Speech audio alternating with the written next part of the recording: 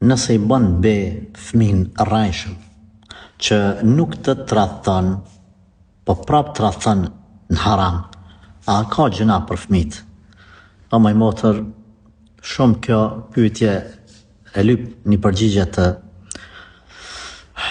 të shumë anshme. E para nuk bën mi bën be fëmit, as rrajshëm, as pa rrajshëm. Nëse i bën rrajshëm ka dy gjunahe. Një që i ka bë be fëmit edhe dyta që i ka bë rrajshëm. Nëse nuk i bën rrajshëm, po i bën drejt, atëre ka një gjuna.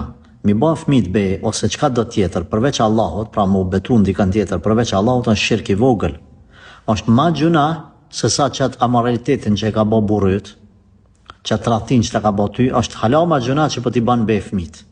Edhe nëse nuk i bën rrajshëm. A e kupton sa rrezikshëm është me u betu ndikën tjetër përveç Allahut.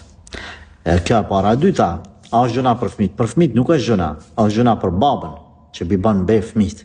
Është gjuna për ty, nëse ti i thu bëni be fëmit, vetëm be du të mi ba Allahun azza wa jall, du të mu betu veç në Zotin. Po edhe tjetra, më motë. Inshallah Allahu udhëzon atë bashortin tanë, e mush men, e nal lakmin haram, e mjaftohet veç me halal, se ai që o mësu me shku në për harame, ndash të në me bo be, ndash shka dush të në me bo.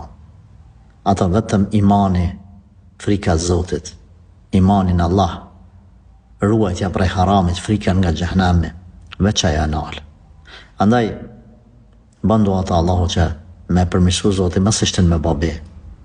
Pastaj ti, qëfar vendime merë nësaj s'nalet, arrin me ta, asrin me ta, atë dahash atë qka, nuk është problemi jam.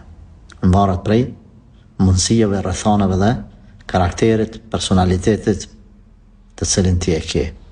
Allahu ta le të ftoj motër, Allahut një moft, Allahut një moft, Allahumma amin.